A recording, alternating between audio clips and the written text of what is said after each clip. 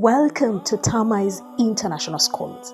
Tamais Junior School in Uganda has opened another branch in Rwanda called Tamais International Academy, a day and boarding secondary school located in Musanze, offering a Cambridge International program. Located in a beautiful, cool environment founded on Islamic values, though it warmly welcomes all religions across the globe. Tamais International Academy aims at producing practical skilled learners with academic knowledge, morally understanding, and socially skilled who are ready to compete internationally. Join us at Tamais International Academy. We make your child's dream a reality. بسم الله الرحمن الرحيم الحمد لله ثم الصلاة والسلام على أشرف الأنبياء والمرسلين أفضل الصلوات الله وسلامه وبركاته عليه أمسينا وأمسى الملك لله ولا حول ولا قوة إلا بالله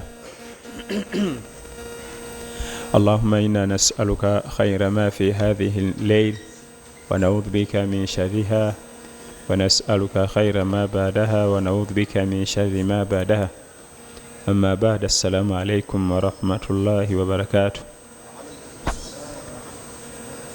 Atenda amajivu ga Allah tabaraka wa taala akyatuwadde obuwangazi nga tukyagenda maaso n'ekitabo kyaffe Umdatul Ahkami. Tujja tutunulira ensonga ez'enjawulo, mulimu ebyokuyiga bingi. Tuli mu Kitabul Hajj naye ng'era mulimu emisomo emirala ejidde eri obulamu bwaffe n'okuyita mu bulamu bwa Nabbi sallallahu alaihi wasallam ne basajja be obw'enjawulo. Gy'okoma okusoma sunna za Nabbi sallallahu alaihi wasallam, gy'okoma okugenda ng'ogwa ku bintu bingi ebimu bye tuyinza okukoppa ne tubireeta mu bulamu bwaffe ebiba bisobose. Kyova olaba kigambo kye bayita okusoma tekyenkanika. Kye bayita okusoma tekyenkanika.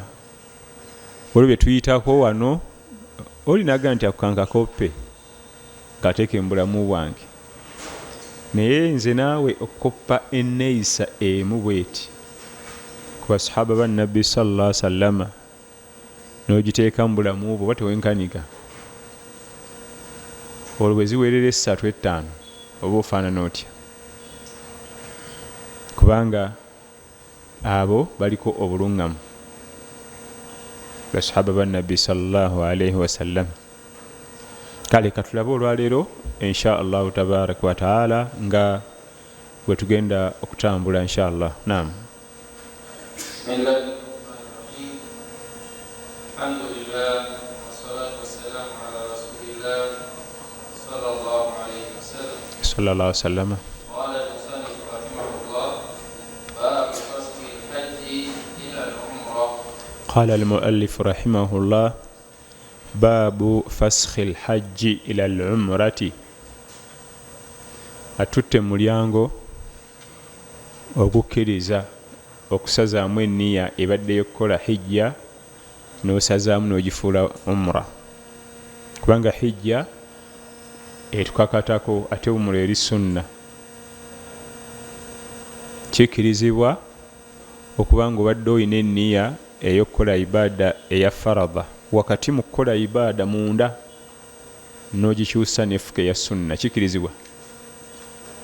Naye ate tekikkirizibwa kubanga obadde mu ibaada munda nga ya sunna n'ogikyusa n'efuuka eya faradha, tekisoboka. Jjukira nti enniya erina kuba bweru wa ibaada. Enniya eba bweru waki? Wa ibaada. Tebaleetera nniya mu ibaada munda. N'omala okuba takbiira n'otandika okusoma al-Fatiha n'olikoga nti kati eno dhuhuri, tekikkirizibwa. Enniya ebeera bweru wa sala, ebeera bweru wa kusiiba eva. Then enniya eyo wayinza okubaawo ensonga ezigwawo n'oyagala okukyusa, kikkirizibwa ebbanga ly'omala ng'ova mu ibaada ennene ng'odda mu ntono. oyinza okuba obadde osiiba sitati naye ng'oba kubanjayo mu Ramanzaani n'oyagala okyuse olufule lunaku lwa Ramanzaani, ekyo tekikirizibwa kuba nti ova mu sunna ogenda mu farada. Naye singa obadde oli wa Ramanzaani n'oyagala olufule lwa sitati kisoboka, ebbanga lyomala nga tonnasiibulukuka oyinza okugaa nti kati lero nkyusiza olwe lusoose ku sitati kubanga ova mu wajibu ng'odda mu sunna. Oyinza okuba oyingidde masjidi katugambe ku asiri n'olowooza nti bamaze okusaala asiri n'okima esswala, oba oli kulaaka yakubiri n'owulira nga tebaazina asiri n'ogisifula tahiyatul masjidi, ekyo kikirizibwa. Naye toyinza kutuuka muli n'ogaa nti kakati kansaye tahiyatul masjidi, oba oli kulaaka esooka oba yakubiri n'owulira omuntu agaa nti ffe twamaze dda okusaala asiri, n'ogaa nti koogikyusize muli efuuke asiri. Nedda, kubanga tebasinziira mu sunna kulumba farada wabula basinziira mu farada. Mu ibaada yonna eya farada osobola okukyusizaamu enniya negenda mu sunna. Kati wanaakirese mu hijja, jjukira nti ibaada zino ziba zifaanagana. Tahiyatul masjidi erina eraka mmeka? 2. Ate subuhi 2, bifaanagana. Alifatiha y'emu, tahiyatu y'emu, n'emikolo gya hijja ne umura mingi egifaanagana. Oyinza okuba nga obadde oli mu kukola mikolo gyo gya hijja n'oyagala ogifule umura. Baabu faskhil hajji ila al-umra, omulyango ogukkiriza okusazaamu hijja n'ogifula umura. Naye toyinza kubeera mu umura n'olumba hijja. Ekikkirizibwayo okukyusiza enniya wakati mu ibaada ate era kiri ku farada ku farada, so si sunna ng'ova mu sunna odde mu farada. Kikkirizibwa okuba nga obadde mu farada n'okisazaamu n'odda mu sunna, oba farada ku farada. Oyo asobola okukyusa enniya wakati mu swala, nga eyabadde azze okusaala ejjuma najja leeti neyegatta ku basaala ejjuma nekisangibwa nti tasanze raaka n'emu, asala mu dhuhuri naye tamala kutola salaamu, enniya akyusiza muli munda kubanga ava mu farada ejjuma adde mu farada dhuhur. Ako akawaayiro kakkirizibwako,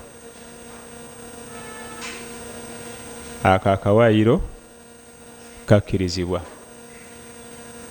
Kiki ekiyinza okuleetera omuntu okukyusa enniya nga adde akola hijja nazza mu umura? Bingi.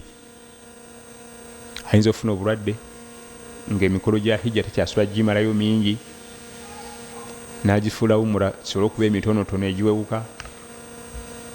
Eyinza okuba waleeti ng'etoniye, sente ziyinza omugwako, sente ze lwakuba kati ensi yakyuka, omuntu sente zimugwako ng'ali bunaayira n'asigala nga mugagga, akasimu kamu ne bakuwa yalingira sente. Edda si bwe kibadde, zinaliko emakka sente ne zinzigwako n'ensanga obuzibu, n'ensanga obuzibu. Kyobola ne Allah abogera ku wabunu sabiiri, abantu abali mu kkubo nga batambula, najja yavuwala bayinza omubba, sente ziyinza omugwako, naye ng'eka gy'ava mugagga.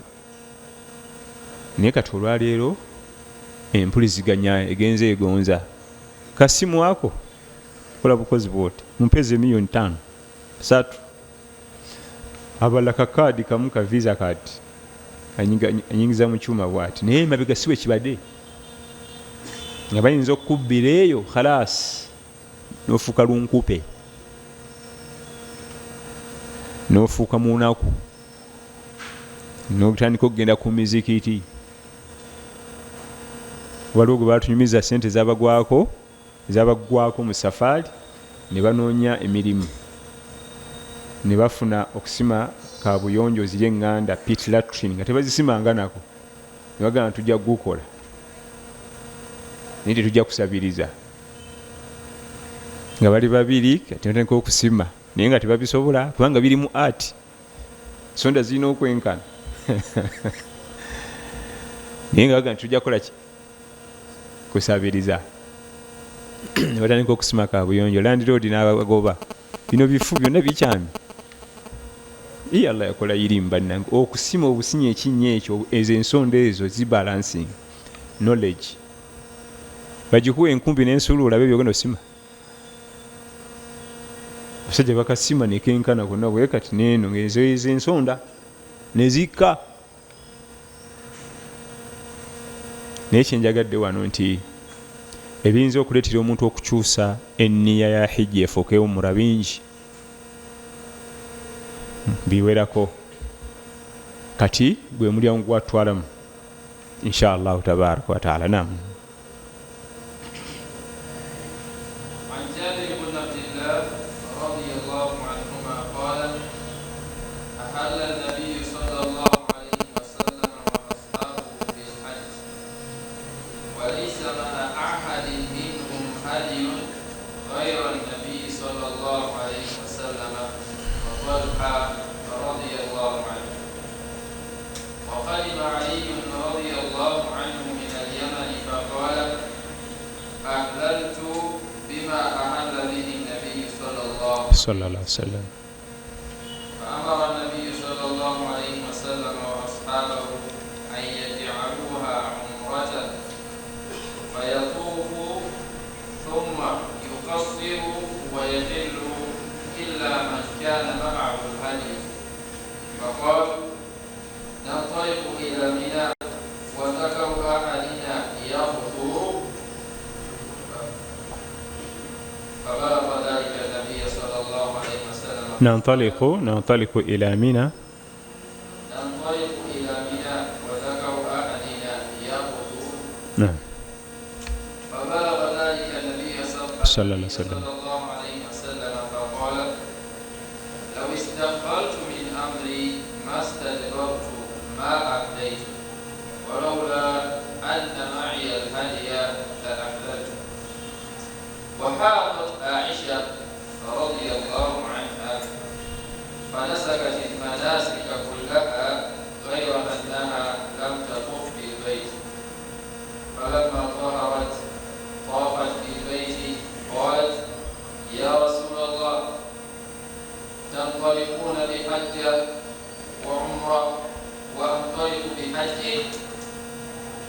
فأمر عبد الرحمن بن أبي بكر أن يخرج معها إلى التنعيم فاعتمرت أن يخرج بها إلى التنعيم. نعم. عن عبد الله عن جابر بن عبد الله رضي الله عنه. حديث مpanvu erimu history tugendagendako mu siira, erimu ahkam, erimu amateeka n'emikolo gya hijja byonna biri omwo ne figgi byonna biri muno. Era tugenda kukwata erimu ebintu nga bina tugenda kukwata kimu ku kimu kubanga byawukana era birina ennamula.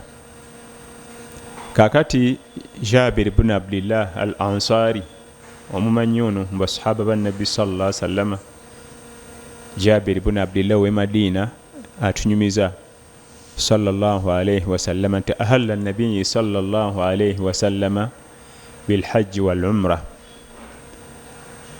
Bwe bali bagenda okukola hijja ne nabbi sallallahu alaihi wasallam yaleeta enniya ng'agenda kukola hijja ne umra nga bwe twalaba, naye twalaba nti ebiseera ebyo ensolo gy'onoosala e Makka wavanga nayo wammwe saaqa alhadi ng'ovuga nvuge oba ogigoba paka, era bwe kyandibadde ne gye buli eno naye obusiraamu bwatugondeza.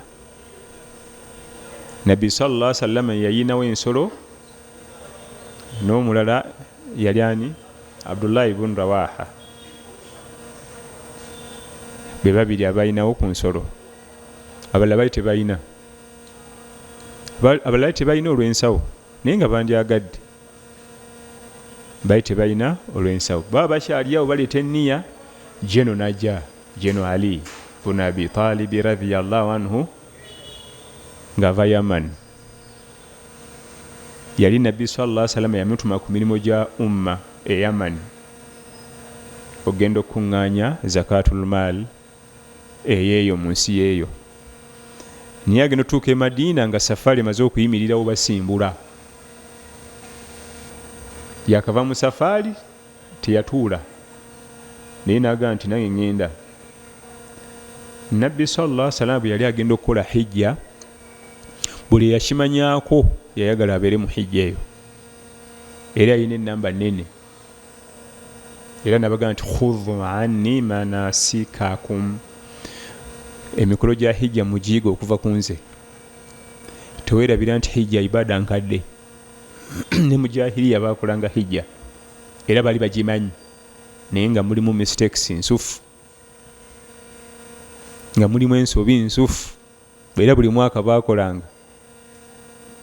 Okuva nabbi sallallahu alaihi wasallam we yakwasibwa la ilaha illa Allah bawarabu nga bakola hijja buli mwaka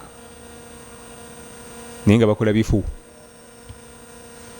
Era bamuarrikhun be bannakinku mu kuwandiika ebyafaayo ne bakenenula ebyokuyigamu bayita bamuarrikhun.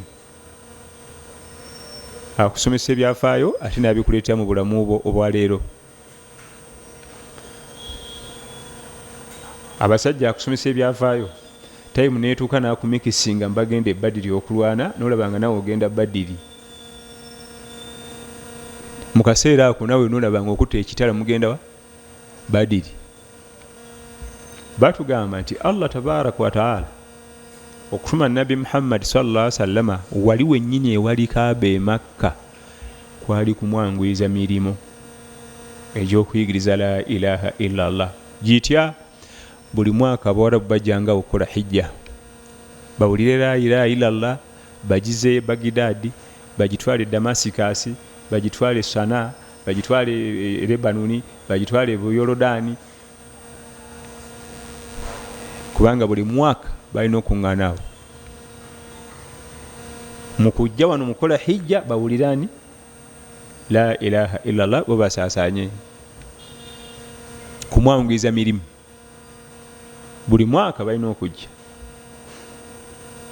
Era mu basajja abaasooka okwekengera ensonga eyo ya Abi Lahabi Allah gwatunyumiza nti tabbat yada Abi Lahabin wa tabba, yakirengera naga nti omwana agenda tukosa season yino etuuse abagenyi baffe bagenda kujja wano bawulire gasi yoyo ne bayita mangu olukiiko bukubirire tugoze tutya okublockinga omwana ono abagenyi baffe kubanga eyo ensi Allah agikolera income.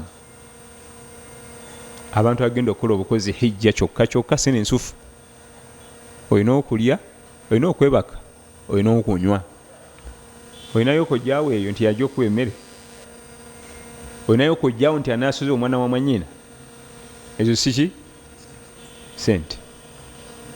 Era bagyetegekera nga sizoni y'okukola akasente.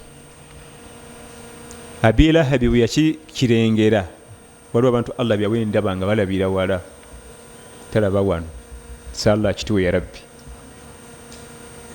kwe kutuuza meeting bukubirire Chairman nababuuza kati mbadde muteesa ki oyo mwana waffe tumuzaala tetujja kumugoba titumutte mumalirivu muzibu tulina kyoyinza mumukola mwana waffe musaayi gwaffe ogenda mugobera bwani. Meeting yaguvaawo nga egudde butaka tolina kyoyinza mumukola naye nga ye yakirengera nti abantu bagenda okujja wano bagenda kuwulira gasiya w'omwana ono bamuyitanga gasiya la ilaha illa Allah gye bayita gasiya era bagiwulira era ne bagizaayo eka nti kitwasanze Makka nti omwana ayogera ebigambo birungi bizibu fitwavudde tutodde shahada bye biki olwo ddawa neetandika anti shahada Allah ali omu tebamugattako Nabi Muhammad sallallahu alaihi wasallam kati abawandiisi b'ebyafaayo batulaga ezo ezimu ku nsonga lwaki Allah amugyawo wennyini kwanguya mirimu abatanaakutuukawo wali message bano banaba bazze mu hijja bagibaddizeeyo ekintu ttaawo nti hijja yaliwo era nga bagikola naye mu mwaka ogw'omwenda bwe bakiwulira nti nabbi sallallahu alaihi wasallam agenda kukola hijja buli omu nayambala nange ngenda era kwolwo yatambula ne bakyala be bonna 9 gwe muwendo gwe yasembayo okuba nagwo nga mungi yawasa 12 mu bujjuvu naye abamu bamufaako omuwendo gwe yasembayo okuba nagwo nga bangi at the same time bali 9 sallallahu alaihi wasallam bonna yatambula nabo ku tiimu era nga n'ebisanja abigaba makubo kubanga bagenda nga basula nga bawummula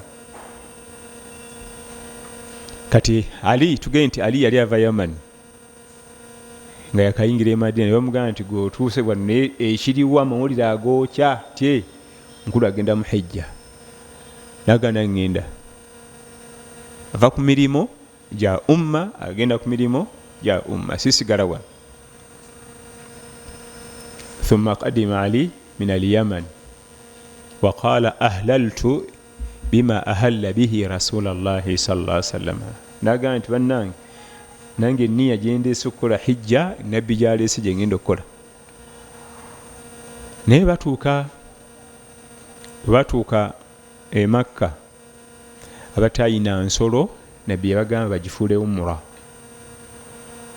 abatayina nsolo yabbi sallallahu alaihi wasallam nabagamba bagifuule umra bagisazeemu eve mu hijja edde mu umra kuba baali tebalina nsolo sallallahu alaihi wasallam ne bakyusa ne basazaamu hijja nabagamba mugenda kukola emikolo 3 kwetolola Kaaba mugende Safa ne Marwa musale enviiri kati olw'okuba nti hijja yetennakumanyikwa bulungi nkola yaayo kwe kumbuuza ya Rasulallah gwe nga tojjeemu ngoye okyali mu ngoye zo tosaze na nviiri nabaga nti wala tahliqu ru'usakum hatta yabluga alhadiyu mahilla nze ndi muteeka erigamba temukkirizibwa kusala nviiri paka nga obudde bw'okusala ebisolo butuuse lunaku lwa Idi ate nze nina ensolo mwe temulina olwo abasomesa hijja nze nina ensolo ate mwe temulina ne bamubuuza nti ya Rasulallah kati ffe tumala okusala enviiri tuba tuvudde emikolo nti nekibatabula ne batandika okukola obukuukuulu eno hijja sigirabanko obukyanzaalibwa ki ekigenda mu maaso nantaliqu ila Mina wa dhakaru ahadina yaquturu nabbi atugamba mwe nkya tugenda mu lusenyi lw'Emina ng'omumufu akyatonya mu bifo bye ebyensa bali basajja bansa kubanga bw'osalako enviiri kitegeeza nti oba okkiriziddwa okuba n'owewuwo eka lw'osalako enviiri mu mikolo gya hijja oba umura oba okkiriziddwa okuba ne mukyalawo emikolo giba giweddeyo nga mu hijja era ya jahiliya tekisoboka tunagenda tutya mu mikolo emirala egiddako nga wadhakaru ahaduna adhakaru ebifo by'omwami wano bali bageresa kubanga omwami waba yakaba newewuweeka aba alimu otuzo tutonya kyategeeza nti wadhakaru ahadina yaquturu etondo mukyavaamu amazzi mu bifo bye tekisoboka nabbi n'abawulira oluvuuvuumo abo basahaba betwogerako nga kikyaganya okugenda mu mitwe gyabwe n'abagamba nti bannange zirange saategedde bifo mba kubanga saavuze ensolo eno gireeta nandibadde nga mmwe ninze nina ensolo obbalaga nti nekyo kituufu kyemukola nange kyenkoze kituufu nze mbasomesa nze nkola ki nze mbasomesa n'agenda mu maaso Jabir ibn Abdullah n'atugamba nti Aisha wano neetaaga obwongo bungi. bwe twali tubuzaayo ekiro kimu tuyingire e Makka okukola emikolo gya hijja, Aisha n'agenda mu mbeera ez'ekikyala radiyallahu anha n'akaaba, ate ekisanja tekyali kikye ng'omwami we asuze wa mukyala mulala. Bagad n'abatuma ompitiro omukulu, kubanga famire ya Nabbi sallallahu alaihi wasallam ye first family, yalinga ekuumibwa buli kimu kyonna ekisookerwako basooka kiweeyo famire. Ne bamukima sallallahu alaihi wasallam, era ng'omwami w'obuvunaanyizibwa ava ku bana abaleero. Kati aŋŋamba ki? Nabbi sallallahu alaihi wasallam n'asitukiramu n'ajja wa mukyala we mu tenti, n'amusanga akaba, n'ambuza kiki. Yali tamanyi mateeka ga fiqhi mu bya hijja ku mukyala ali mu mbeera ze. N'amugamba nti ya Rasulallah, nze hijja tensobya, olowooza tikiki nti ndi bwenti ne bwenti ne bwenti. Nabbi n'amuwenna n'amugamba nti if'ali ma yaf'alu al-hajj ghayra an la tatuufi bilbayti hatta tatuhuri.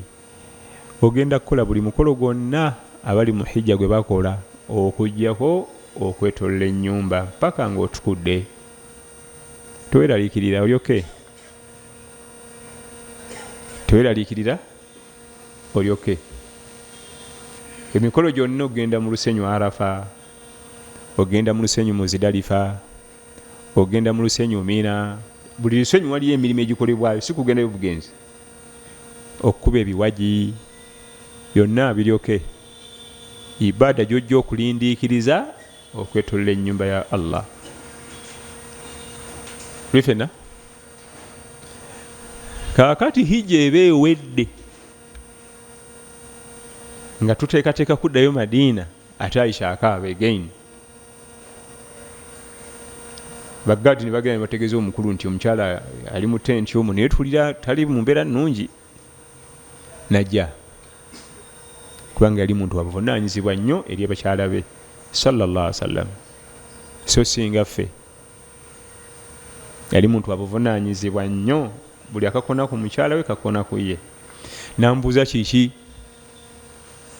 n'amugamba nti ya Rasulallah, mwe mugenda kuddayo e Madiina nga mukoze umura ne hijja, nze nakoze hijja yokka, kubanga we twayingirira teyakola umura, yali mulwadde mu mbeera z'ekikyala.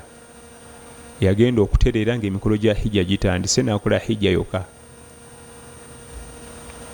Ekinkaabya, mwe mugenda kuddayo nga mulina ibada ezi, umura ne hijja, ate nze nina kiki?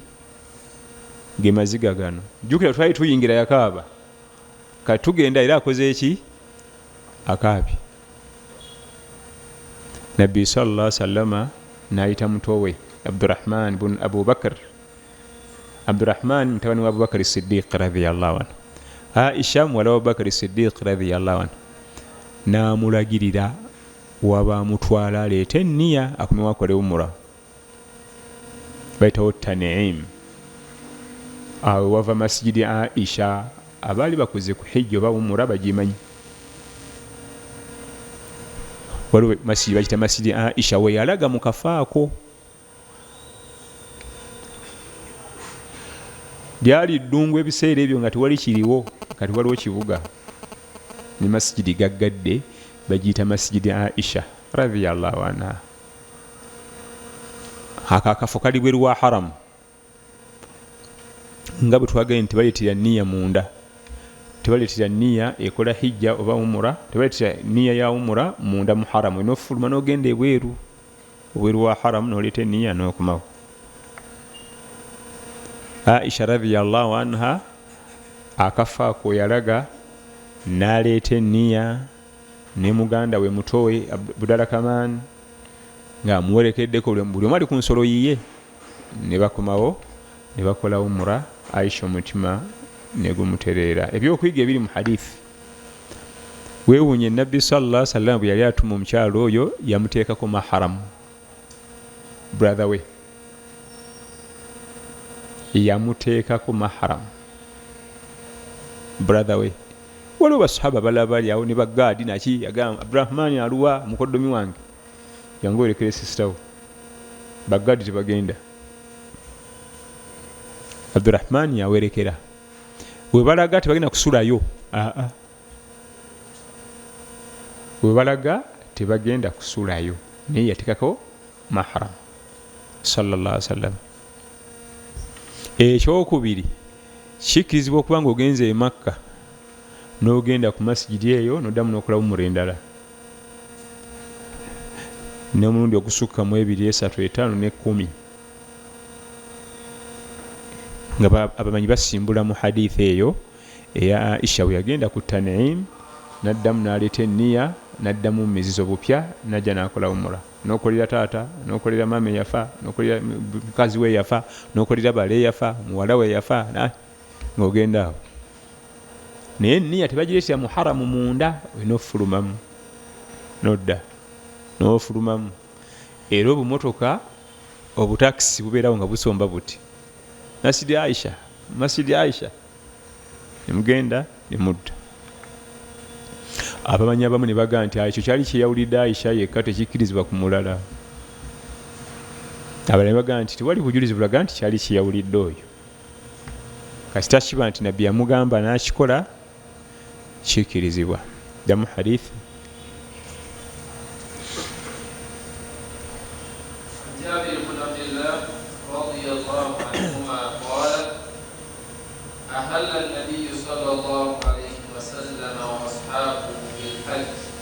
al-ihlal rafa as-sawt kusitula eddoboozi.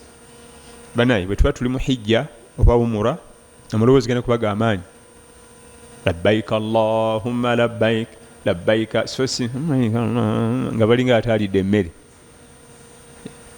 Nze Bannayigeriya ate we mbagalira awo anti Bannayuganda bali mu kwemoonya ne wagenda wajja Bannayigeriya ng'oza magye naye nga si basirikale bantu eri olaba banyumya bunyumya ne munne ng'akuba eri kale atola okwekyo kyo ng'omugende nti leekaana eddoboozi lina okusituka mu ibada ya hijja ku talbiya eddoboozi lina kuba waggulu so si kwemotyamotya alinga mbu alina ensonyi. Ebyobuseegu tetuba na nsonyi ate mu ibada mbuki mbu nsonyi. Mu kusitukira mu mwana ow'obuwala talina nakyawuliramu wadde naako wamwambalira nombuza ensonyi munnange ozitaddewa. Bajamaanyi okusitukira mu mwana ow'omuwala n'omukasukira bw'ekigambo kita kyakusaaga kintu kinene naye waliwo gosanga nga mwapi layisi nnyo. Ate bwe tutuuka mu ibada neyemotyamotya alinga atya alinga alina ensonyi. Al-ihlal rafa as-sawt bitalbiya kusitula eddoboozi. Naam.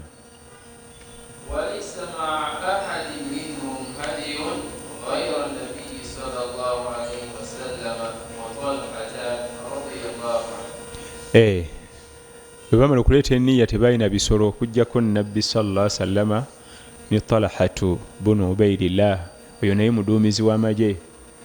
Talhatu bunu Ubaidillah munnamakka radiyallahu anhu yali muduumizi era y'omu ku basahaba 10 abasanyusibwa n'ejjana bali y'omu ku bantu 10 abasooka okutula shahada.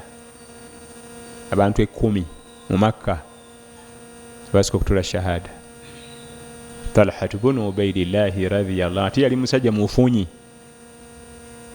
kubanga Abubakar ni Siddiq radiyallahu anhu yamala okutola shahada Nabbi namugamba nti nfunyayo banna abakufaanana kubanga Nabbi yali yeetaaga n'abagagga bajje bamwegatteko. Abubakar n'agenda eri bye banywera bukyayi obw'ebbeeyi najjayo Usman bunu Affan naita Abdurrahman bunu Auf Talhatu bunu Ubaidillah kubanga abanywera mu bukyayi eri mu bugagga ffe si gye tunywera bannakunkunya edda fe waffe wa lusanvu. Mama nakyo omugate kumentangawuzi tampeko yaffe yammeka kyokka ekinneewunse ate olusanvu abamungi osinga ow'omutwalo ak'omutwalo kaba bwe kati ffe ate batuwagama yaffe nene bweti. Naye Abubakar Siddiq radiyallahu anhu yagenda mu banne ab'ekinywi be bazikwata yaleeta abo bo ne batoola shahada. Nabbi n'ayongerako ku basajja abuvunaanyizibwa eno mu umma kubanga alina babiraali baani n'afunawo ne ku basajja nga bw'aba ayimiridde awo bamusajja bamutiisa amaaso radiyallahu anhum jamia. Mwalimu Talhatu bunu Ubaidillah, omu ku baduumizi ba umma ab'amagye ga Nabbi sallallahu alayhi wa sallam. Naam.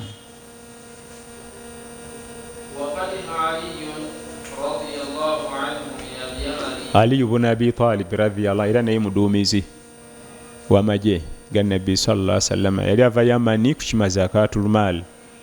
Yamani ye Yemeni kati emanyikiddwa nsi ya irimu ddala, no si ya kusaaga, nsi ya irimu, si ya kusaaga n'akatono. Tuneyo ne bannayuganda baffe bangi nnyo gye bali basomerayo ilmu, bamasheekhe baffe gye bali bawerera ddala.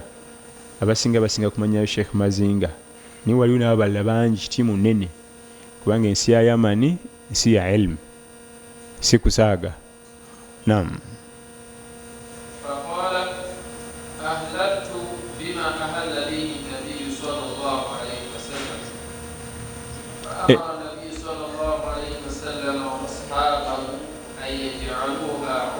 Bwe batuuka e Makka, nabbi n'abalagira bagifuule umura, an yaj'aluha umra, eve mu hijja edde mu umura, kubanga tebalina bisolo waleti zaabwe nga tesibasobozesa, tebaali bafunyi abamu, tebalina nsolo za kusala.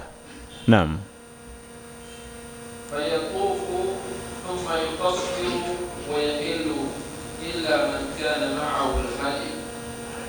Bagenda kwetoloola ennyumba Kaaba ne Safa ne Marwa, basaleko n'enviiri, okujjako ayina ensolo, ye tajja sala nviiri. Bo bano bwe bamala okukola bagenda kuwummulamu, thumma yuhillu, yani tahlil, bafuka halal, bave mu mizizo. Naam.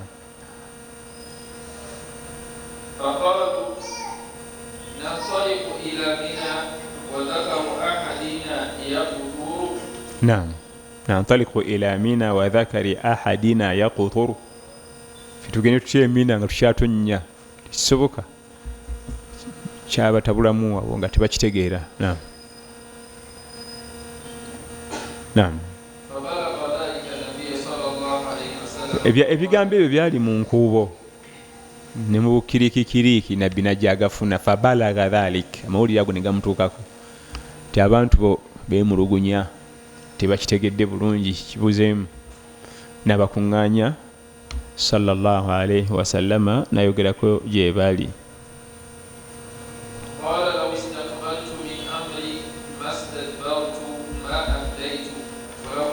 Ensonga singa nagitegedde mu kusooka, nange sandibadde bwe nti sandize na nsolo, ninze nina ensolo ey'okusala. Naam.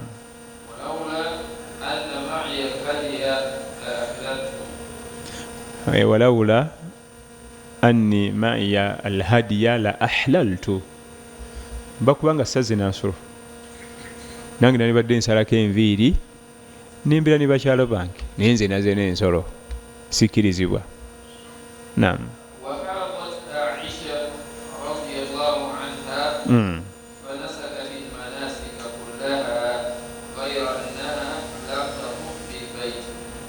Naam.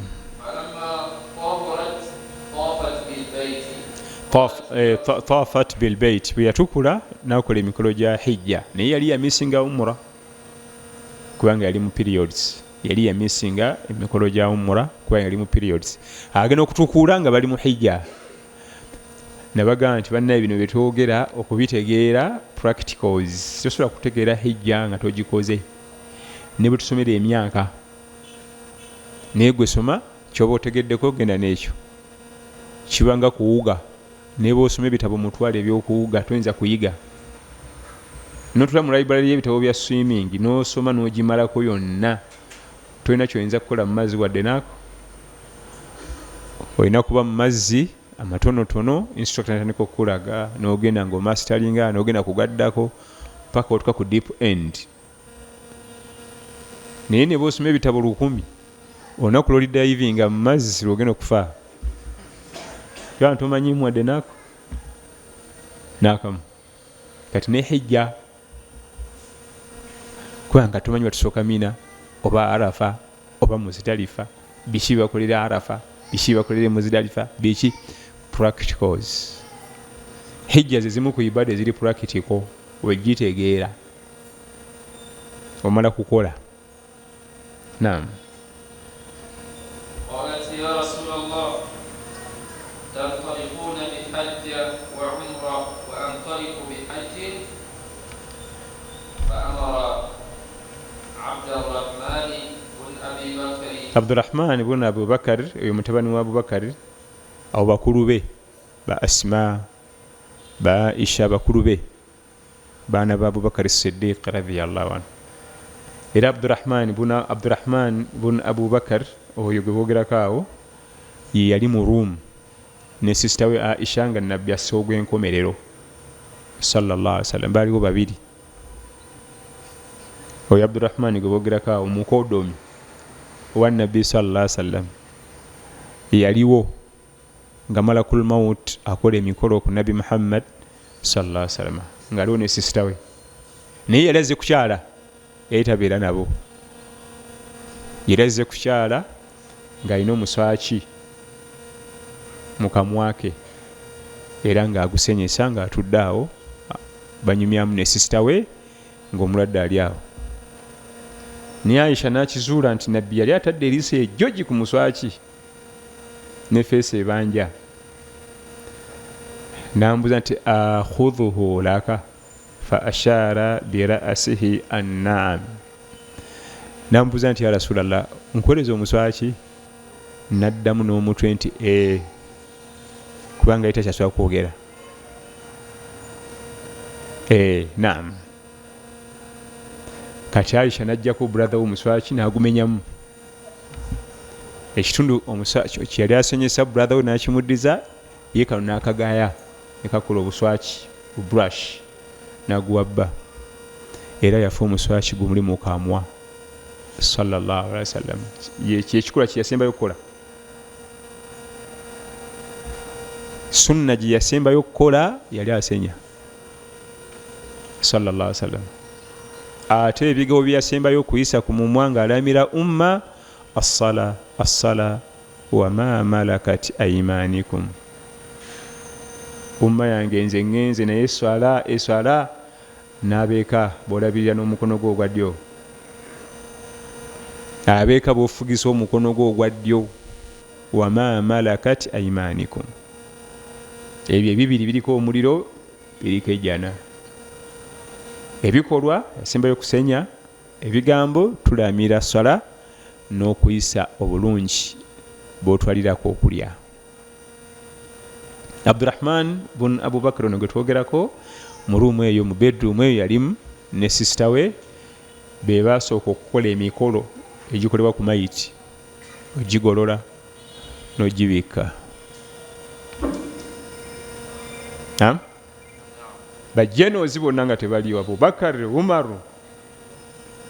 ba senior officers bali mu camp kubanga twali tugenda kulwana. Twali tuteekateeka genda kulwana mu Rum.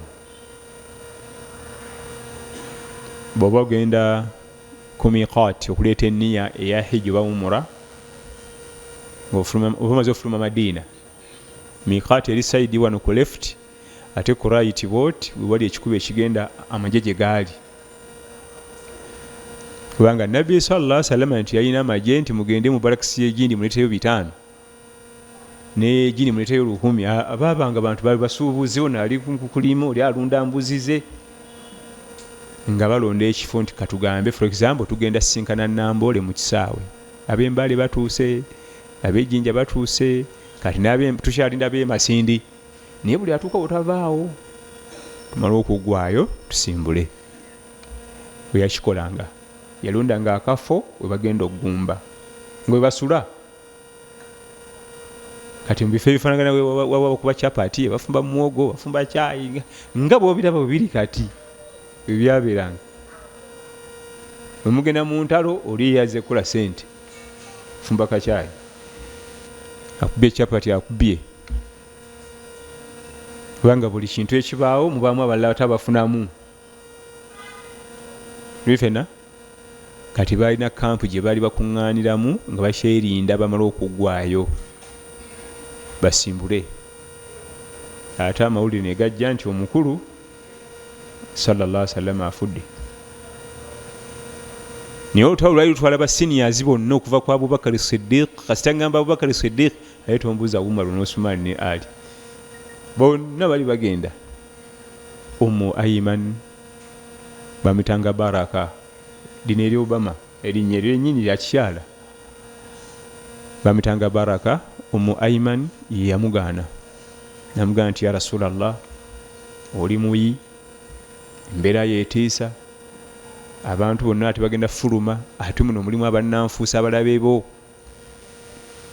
Amawulire gayinza okujja obulala, bannanfuusa ne bakozesa omukisa ogwo, bagambe balindeko okusimbula omala okusuuka. N'alagira nti teri kusimbula until further notice. Kitegero ne kijja bwe baali mu kampu, teri kusimbula, omukulu aganye tulindeko, ajja tulagira. Ate ekyaddamu okujja nga bamubika. Kampu yonna n'ennyogoga, kampu yonna n'ennyogoga ne bazisimbula nga tezigenda Madiina. Yayawukana Allah tabaraka wa taala, yamala kumukuŋŋaanyiza bagenda omuziika bonna ne babeera kumpi wali. So sife ab'embayi twategedde ng'atutuuseeko nakani akatefaanakani katyatebeke buli kitundu yali ajjayo abagenda okukola ki, n'amala bamukuŋŋaanyizaawo nga ewewonye ng'ate bali bweru wa Madiina. Kati ne lutema ne bava ali ne bajja okuziika. Kyolaba okusalira Nabbi sallallahu alaihi wasallam kwali mu mpalo, baali bangi nnyo. Mwasaliranga ne muvaawo ne mwajja awala ne basalira ne bavaawo nga ekifo tekimala, kubanga yalijje ddamba. Bamusalira emirundi mingi olw'obufunda bwaki bw'ekifo. Jjukira bamusalira mu bedroom ye, teyagibwayo sallallahu alaihi wasallam. Bamusalira mu bedroom ye. Nabbi wafiirwa waziikwa, yatuyigiriza kennyini. Bw'oba omutankanatankanamu oyo omwerijjeko, ma min nabiyyin yuqbadu, atugamba nti waliyo nabbi yenna Allah gwajjamu mwoyo okujjako nga Allah wamwagala, wali amaka ge agaddako awe gufiiramu abamwagala. Si Nabbi Muhammad sallallahu alaihi wasallam yekka, eyo nkola y'abannabbi bonna. Kati Allah yamukuŋŋaanyiza abagenda omusaalira, abagenda omuziika, buli katundu ne kaweereza ababaka.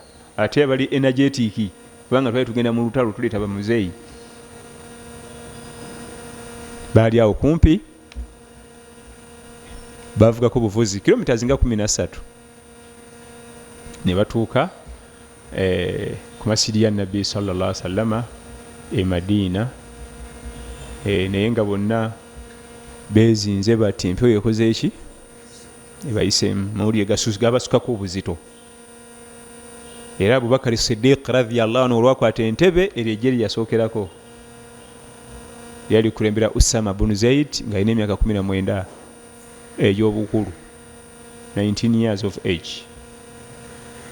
Naye nga bakulembera be Abubakari, ba Umaru, bajjenooza balwana edda nedda.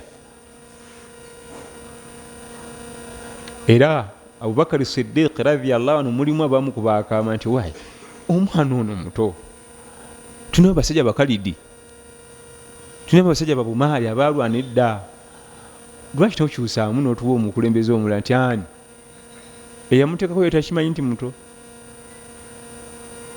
Ani yateekako Usama nti Nabbi sallallahu alaihi wasallam? Ekyo yali takimanyi, tiyali akimanyi. Nze siyinza kuddira mukulembeze Nabbi sallallahu alaihi wasallam gwatadde ku ttiimu, nze ne mujjayo, oyo agenda obakulembera oyo musaayi muto ate muddugavu. Yalina ensonga 3: langi, muto, tali experienced. Tulina abasajja bakola n'entole zigenda 20, ono yakola na lumu 2, naga nti oyo yagenda obakulembera. Era twagenda ne Usama n'atukulembera ne tukola bulungi nnyo, results zaali nnungi nnyo. Kyokka gwali omuluzi gw'okusoose okuduumira ate yakola bulungi, Usama bin Zaid. Awo nno waliwo ekyokuyiga, abalenzi abasimanyi ba teenager abadda mu fujjo n'okufuba sigala mbuka okuvubuka amuwaga, ebyo kibiriyo. Kati we yali 19 yandibadde wa fujjo, abakulu abadda mu bubi, atambula azimba, si bwe kiba. Kabuvubuka alina kukozesa mirimu mirungi, so si kuwaga mu mazambi, akuwage mu ibada. Tyasula asala ekiro kiramba nti asome juzu 5 buli kanaku, kabuvubuka kyamukola. Oyo kabuvubuka aba mulungi. Niyo okuvuma abakadde bo. Ayingira bukya mbuka buvubuka alina biguruupu. Kabuvubuka enjogera ya shaitan okubuzaabuza abavubuka abato obajja mu line. 19 years of age nga yakulembera amagye gonna, nga muli abasajja abacepe. Khalid ibn al-Walid omulaga mukulembera gwani akulembera Khalid ibn al-Walid, omu ku bajenozi abatagenda kuddayo kulabikako mu nsi eno. Khalid ibn al-Walid radiyallahu anhu bumalu na okukwata obukwasi bwati mu ngalo, buli kimu kyonna ky'omanyi mu bwongo okyogera nga talina kirira kyakoze. Ne waba kute kugulu n'anyiga bwati okugulu kwo gwe, buli kimu okyogera n'oludikya. Naye nga Usama bin Zaid yamulagira nti awo tetugenda kusuulawo, twongereyo mu maaso, ate nga bamuwulira.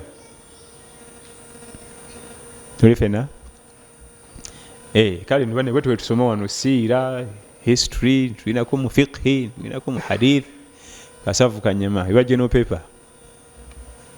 Naam.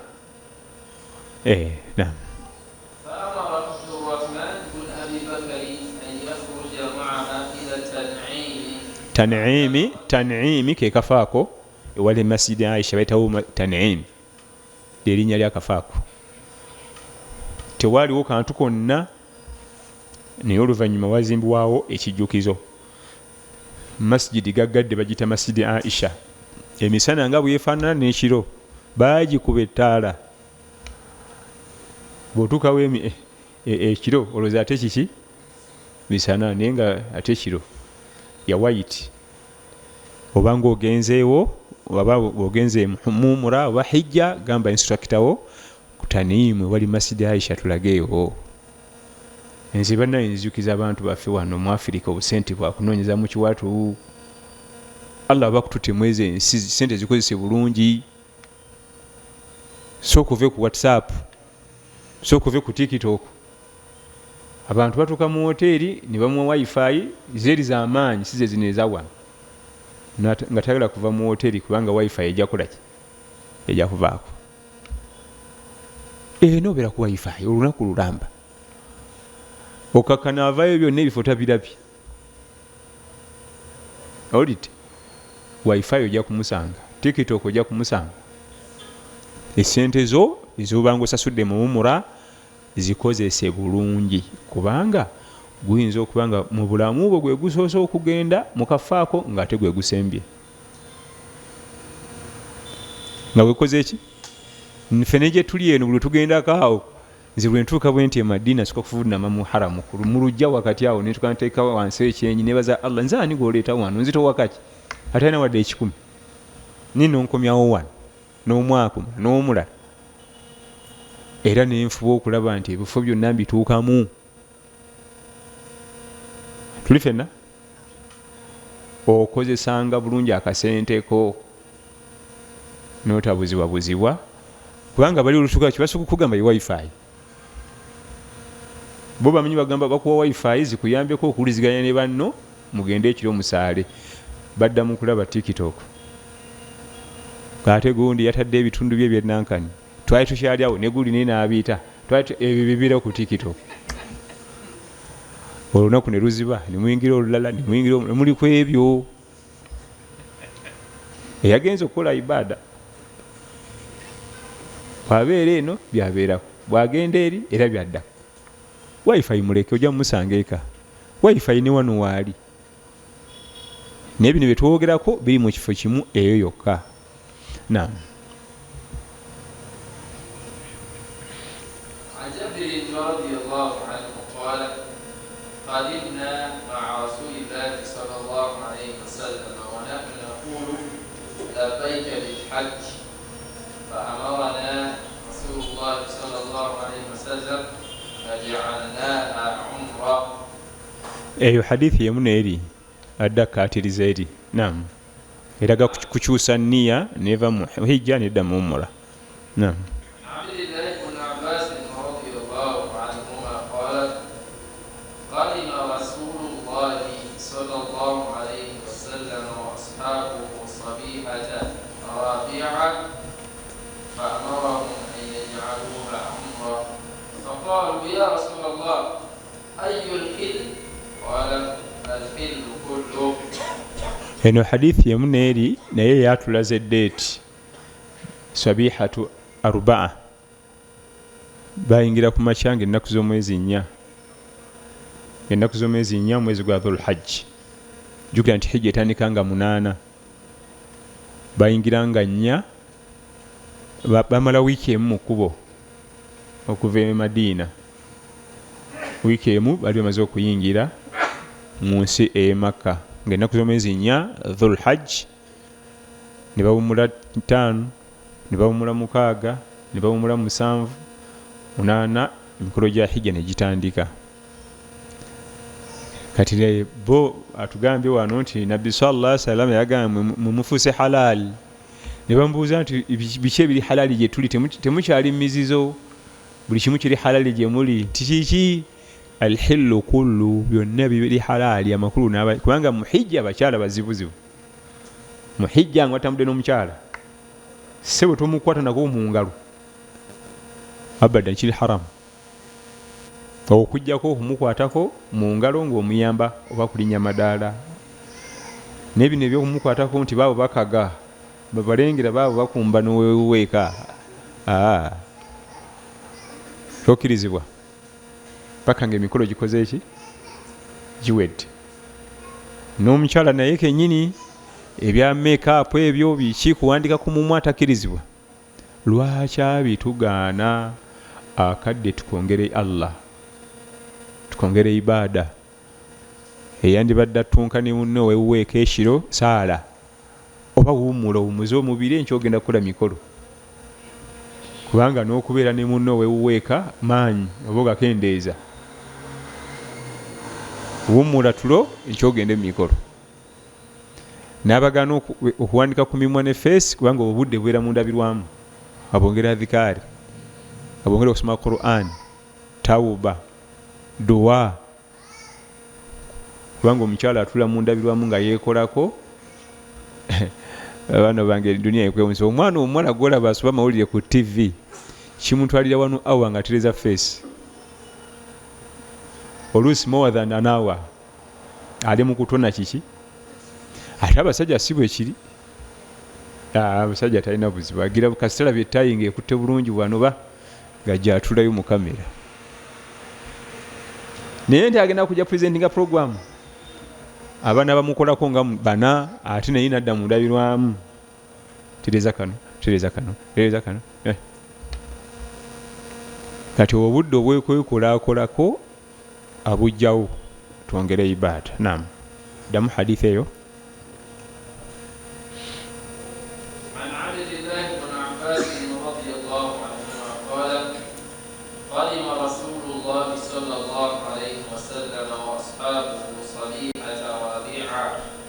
قدم رسول الله صلى الله عليه وسلم وأصحابه صبيحة الرابعة bayingira ku makya g'olunaku g'ennaku z'omwezi nga 4 omwezi ogwa dhulhijja omwaka ogw'omwenda ne bayingira ekibuga Makka sallallahu alaihi wasallam ne basajja be. Naam, nabalagira ebadde hijja bagisazeemu efuuke umra kuba bali tebalina bisolo byakusala. Kwe kumubuuza afa abadde mizizo katufuuse halali tukole bye twagala kigero ki obwa halali byetukole byetwagala kigero ki naga nti alhillu kullu byonna mukizo bikola n'abatambudde ne bakyala baabwe bakiza okuba nabo n'abakkiriza sallallahu alaihi wasallam. Naam.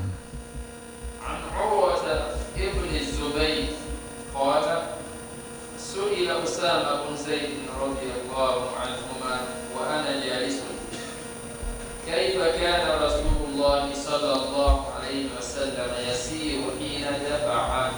قال كان يسير العنق فإذا وجد فجوة نص. عن عروة بن الزبير رضي الله عنهم جميعا قال سئل أسامة بن زيد كيف كان رسول الله صلى الله عليه وسلم يسير حين دفع. wano mulimu basahaba babiri naye nga bonna ba juniors. Mulimu Urwa bunu Zubair. Oyo Urwa bunu Zubair mama we Asma muwala wa Abubakar, taata we Azubair ibn al-Awwam jeno. Bwe mba njogera amannya gano tuba ffenna oba mba nsigadde nzeka? Tuba ffenna? Urwa bunu Zubair oyo bamuzalira Madina, sahaba omuto. Mama we Asma muwala wa Abubakar Siddiq, taata we Azubair ibn al-Awwam ali mu 10 elisookerwako mu umma, kubanga Zubair ibn al-Awwam yali musanji wa Nabi Muhammad sallallahu alaihi wasallam. Nabi yawasayo Aisha yo Zubair ibn al-Awwam nawasayo Asma, bal Zubair yamusooka okuwasa kubanga Asma yali mukulu kwa Aisha emyaka 10. Asma ye first born wa Abubakar Siddiq, yali mukulu omuto we Aisha emyaka 10. Kati Urwa bunu Zubair atunyumiza babuuza Usama bunu Zaid, tuva muogerako jeno oli omuduumizi mulenzi muto, kubanga Usama bunu Zaid nabbi yalinga amwagala nnyo, yali amwagala nnyo. Tuliraba ensonga lwaki nnyo. Era mu State House mwalimu abakozi abaddugavu babiri, Bilal bunu Rabah ne Usama bunu Zaid, abaddugavu babiri abaweerezanga Nabbi sallallahu alaihi wasallam amakaago. Bilali mumumanyi ebibye. Osama bunu Zaid ebiseera bimu yalinga ku bagadi ab'omukulu, yalinga ku bagadi. Era tulaba bamubuuzizza bwe balinga mu hijja ng'omujjuzo mungi Nabbi atambulanga atya nga bamusindise, kubanga hijja waliwo omujjuzo gusukka nga temukyali mukulu, ne babayiwa eno ne babayiwa eri. Kyekibuuzo wano kye bambuuza. Hijja time etuuka mu hijja kabaka ne president naffe bannakunkumya edda bansi yaleeta nga tuze tewa kyekimu. Basooka ne bawe suuka ze ezimu mwena ne mubeera mu white, mwena ne mwenkana ebbeeyi, ne bagenda babakasuka mu ddungu eryakula ne libala nga tewakyalimu okaziriko bugombe teri mundu, teri nti ate ono mboosi, mwena ne mufaanagana. Kati emikolo ne gitaba. Ate Nabbi sallallahu alaihi wasallam neneeyisa ze fena tukimanyi yali muntu wa pole, talina malala, temuli simanyi ate nze ndi mukulu munveeyo bulabu tekako bakanyamba bajjayo Nabbi sallallahu alaihi wasallam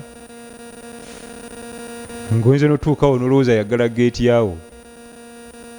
Very simple, temuli malala. Yeetaaganga bagadi mu lutalo.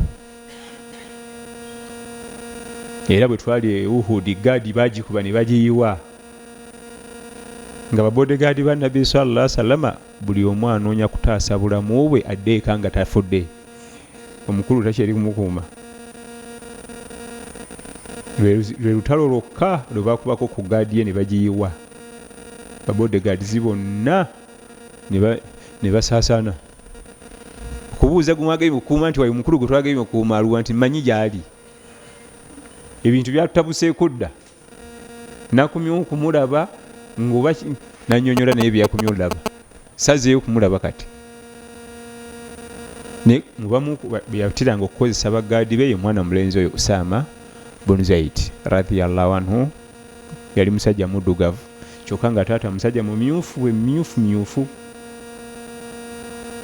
tulifena kati Usama bin Zaid Urwa bin Zubair tunyumiza bamubuuza Nabbi sallallahu alaihi wasallam eneeyisa ye mu kaseera k'okusukuma kavuyo bantu bangi aga nti wali bwe kyabiranga nga kyagenda nakyo era ekikubirizibwa mu mikolo gya hijja foosi wereeta bweti ngezeeno genda nayo tosimba giribwa bwezeeno bweti genda gye bakuza gyodda naye mbaosimba nakakongo ogenda vayo nga buli wamu wakuluma just relax the body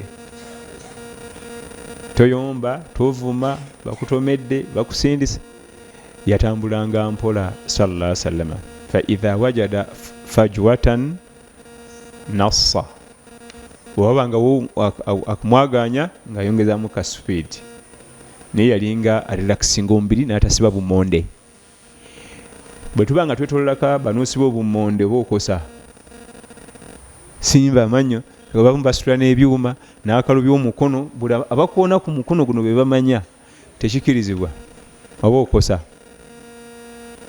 kubanga ffenna tuli bajimu tosiba bumonde tosimba giribwa tonyiiga relaxing omubiri gye bakuza gyodda ojja kunyumira emikolo gya hijja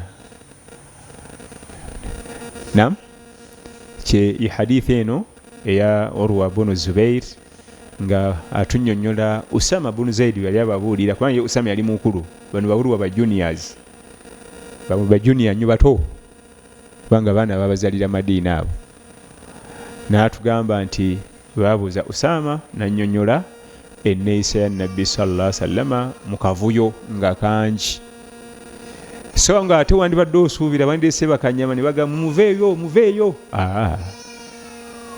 kubanga ku Nabbi sallallahu alaihi wasallam olinaga muveeyo munavaayo naye teyakikolanga nga naye ali muli munda wabula lumu yalinnyako ensolo twalaba nti yali yetolako abo n'alinnya ensolo olwa abantu okwagala omunywegera mu kawompo ku kibegabega ku kibatu nga bangi olw'essanyu kubanga waliwo ali bavudde ewala nga bamulabye bulabyeko olwo ng'ate kireetera emikolo okuba slow kwe kulinnya ensolo kubanga bw'atula ku nsolo abeera eri ne bakola emikolo ng'ali ku nsolo naye so si ti boss Nabbi sallallahu alaihi wasallam yali yeewala nnyo oluboosi olwo naffe tulwewale baana bange yali bw'abanga oyo alwewaza oluboosi ate ng'olwesi luna boosi ye yali musajja naye ffe tugenda tweboosinga ebitaliimu ffe banafu abaana be beboosingiramu bakimanyi okukuta n'omukyalo waliwo omukyala gw'okukuta naye awo bakumanyi ate weefuula vumbi ye ne weyandibadde yeefuula ebyo yali abiri sallallahu alaihi wasallam twewale nnyo oluboosi tuli ffenna yalinga alwewala ate nga ye si yali luboosi khayru khalqillah ekitonde kya Allah tabaraka wa taala kye yatonda mu byonna bye yatonda kyekisinga buli kasiwango ekimanyi nti ekyo Allah yakitonda Nabi Muhammad sallallahu alaihi wasallam yasinga ebbeeyi ne bamalayika bonna bajibuliiru bamalakulu mawuti bonna nobakuleeta awo bwajja tebaddamu kwogera basirika busirisi kiki omukulu atuuse musirike malakulu mawuti malaku bonna abo bonna Nabi Muhammad sallallahu alaihi wasallam kyekitonde kya Allah ekisinga ebbeeyi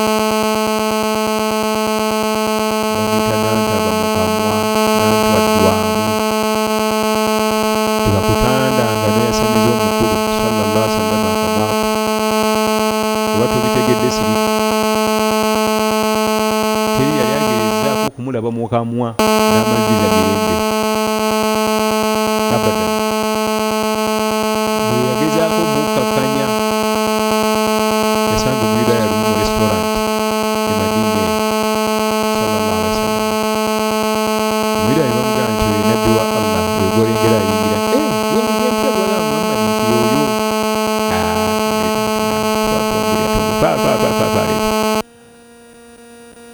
kati omwami ng'alisa kkono nabbi namugamba sallallahu alaihi wasallam nti mwana nti guno ogwa ddyo gwe gusinga okuba omulungi okuliisa okusinga guno nti ogamba guno nti nze guno kigusobola namugamba tegulisobola gwafirizingira we yali agutadde nga amulaga example ti guno gwogamba gwafirizingira obulamu bwe bwonna nga ne boleta guleede ey'amajege teswa gujjawo nga sitiirwa ali muwuli yamugamba nti tegulisobola n'atambula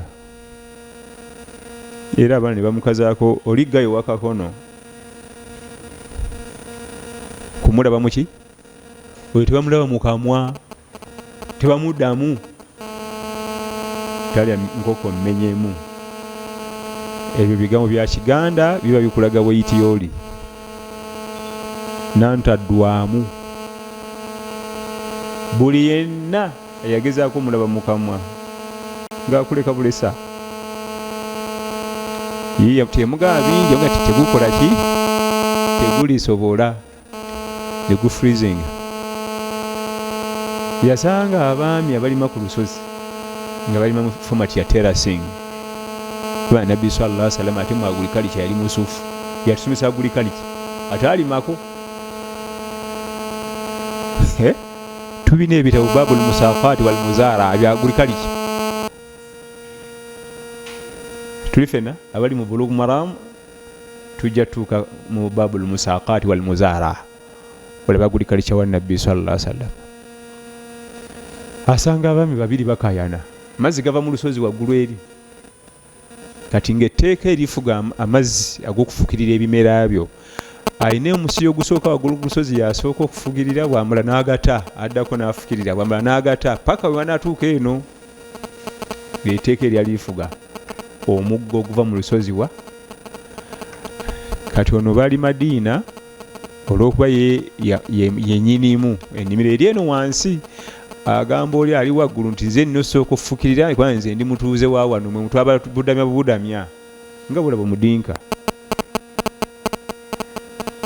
agamba nti mutwaba budamya wano ngaomwe bagenda batta jjukira nti okukyusa amazzi oteekawo ttaka n'alijjawo ne gagenda eri oli n'alizzaawo n'alijjawo nabbi najja kiki kati ono namugamba nti ya Rasulallah Allah tusaasidde n'ojja ono munnange ankayanya naye ono omwami yali ava Makka eyalina ennimiro yo waggulu yasenguka busengusi be bamu ku bajja ne Nabi Muhammad sallallahu alaihi wasallam kati omwami ono yalowooza nti ono awolereza lwakuba bava nonono eri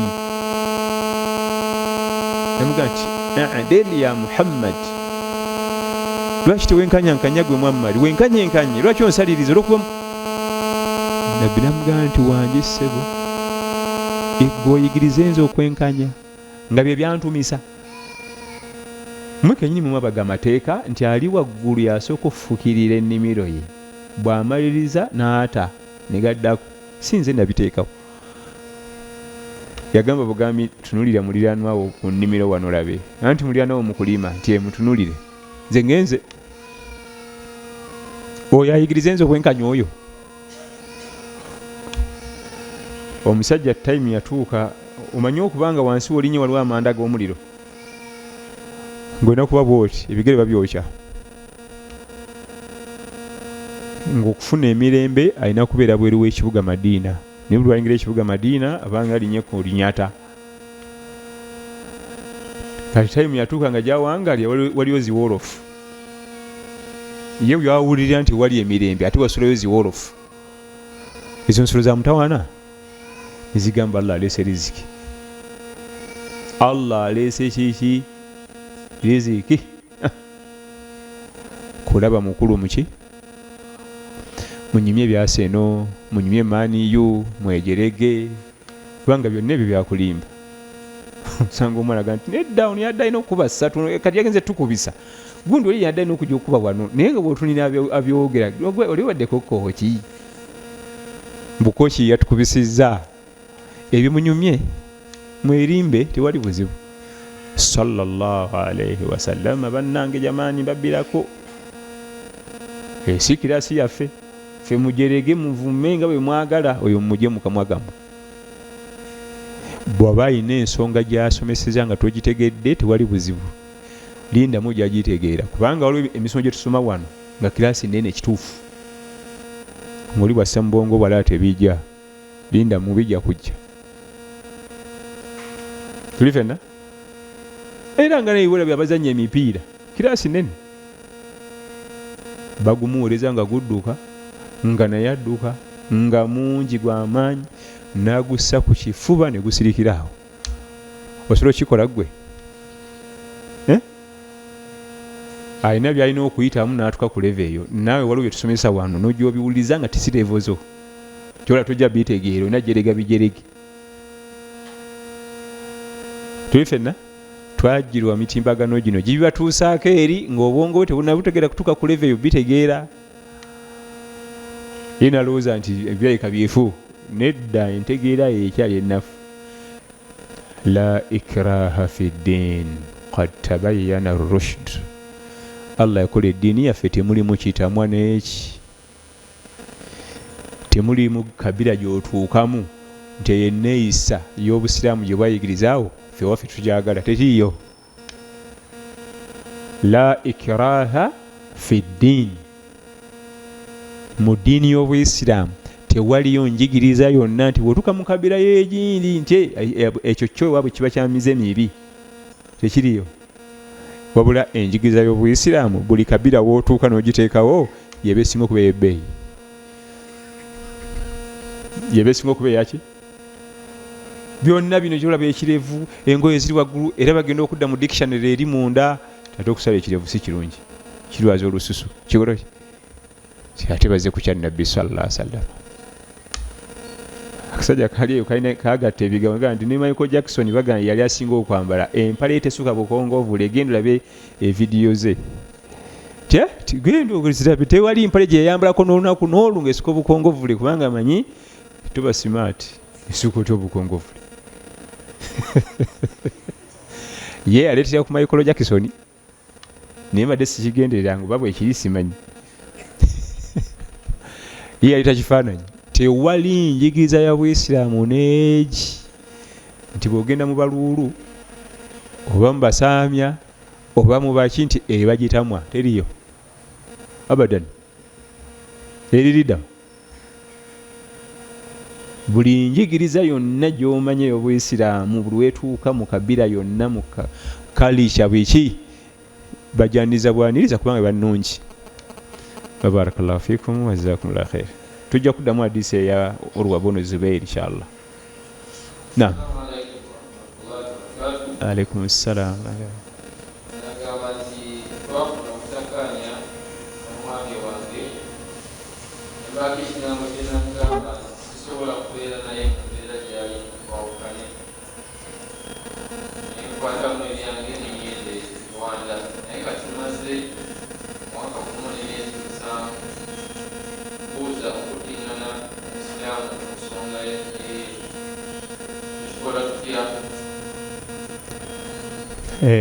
Obusiraamu tebutugaana kuddira X.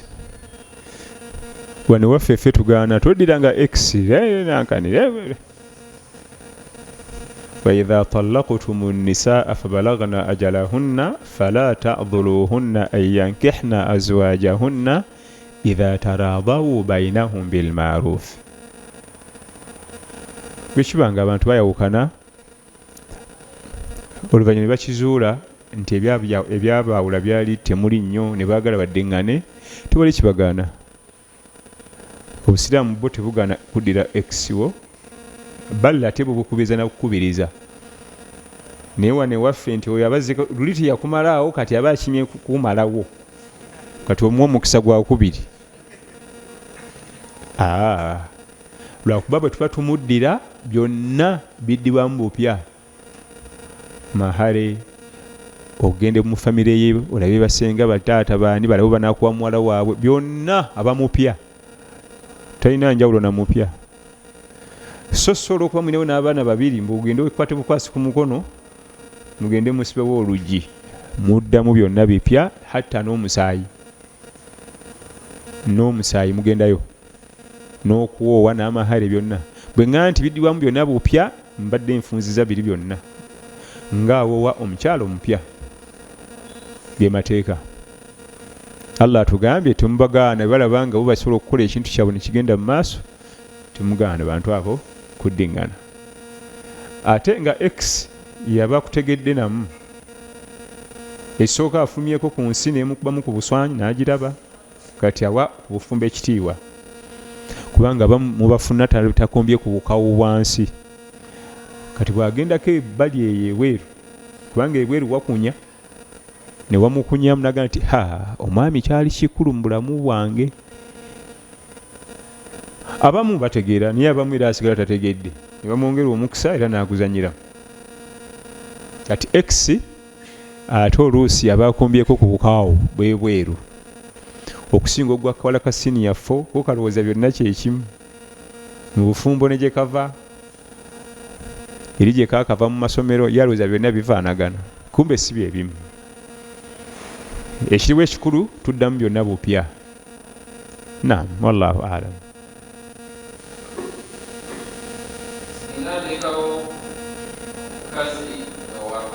Omukyala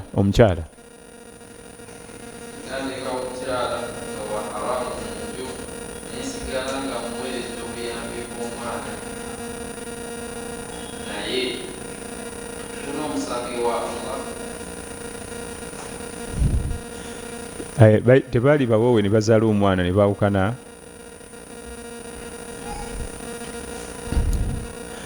kyetutiira ojja kuddayo kubanga oli muntu. Awo waali gwosasula rent gwobaliisa ojja kuddawo. Shaitan, inna shaitana lakum aduwwu fattakhidhuhu aduwwa. Shaitani mulabe wammwe, abalankwe buli kaseera ojja kuddawo. Omuwa obuyambi si kibi, n'olabirira omwana si kibi. Abavubuka ezimu ku nsobi ennene ze bagwamu kwe kuzaala omwana owa haramu ate n'agaana omulabirira nga yeesembesa eddiini y'Obuyisiraamu nti omwana w'obwenzi taba na taata we. Olabirira gw'otalinako kakwate, olabirira ataliiko wadde akasaayiko wadde question mark, oyaliko question mark ku ggwe. Bwe banga ensobi yaliwo toyongera yakubiri. Kuma kweri omwana mulabirire. Tuyinza n'okufunamu omumanyi wa umma, muyigirize Allah we, musomese, mwaliise, mujjanja. Naye mukazi ali eyo atunkana akaana talina mwasirizi, gwe ate sente oziina oli eno odigira. Ekinneewuunyisa n'aziwa basanze ku muzikiti awo ku mulyango. Adda afuluma n'asanga abanaku awo n'abawa. Ate n'azimma oli gw'oba osookerako.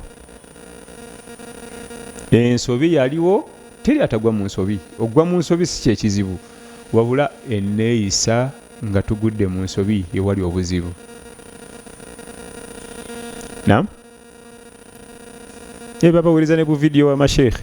Wulira Sheikh Bosa ayogera ku mwana w'obwenzi n'akakumuweereza. Kyokka tiyamuweeza ka Sheikh Bosa ng'agaana obwenzi.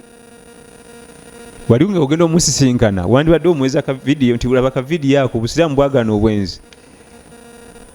Naye kati yeefudde omusiraamu w'amaanyi atambulira ku misomo gy'abamasheekhe. Bangi nnyo baganya olabirira abaana abo. Omwana mulabirire. Bal mu kumulabirira n'omusomesa eddiini n'okumulabirira muyinza okuba nayo tawuba. Allah okusonyiwa ezambi eryo. Nnyo kakkana omwana oluusi n'omukyala teyali musiraamu, omwana asomedde mu masomero gali eyo tegategerekeka, kakkana anywa njaga, anyakula busawo w'abakazi, so nga ate adde asobola okusoma eddiini n'agasa umma. Ku ssente zo n'afuna empeera omuweerera. Omwana muweerere. Olubeerera bamasheekhe batugamba bw'oba ogudde mu nsobi emu lwanagana naye esigale ng'eri egi emu, kubanga oluusi bw'ogwa mu nsobi emu n'oteefaako emu ekkuzisinda leezi nnya, mwagwa mu nsobi y'obwenzi emu, n'ofunayo omwana wa haramu 2, kubanga omwana owa haramu bwe bujulizi obugenda okubaawo ku yawmul qiyama. Tisebo weebale kujooga n'odda ne mukati. Daba ekizibiti kikino abalala balina na bizibiti wanjooga nodda ne mukati ne weewogoma wuuyo. Ekirala talina kyamanyi ku ddiini. Bw'aba mwana wa buwala yali neekolera gyange.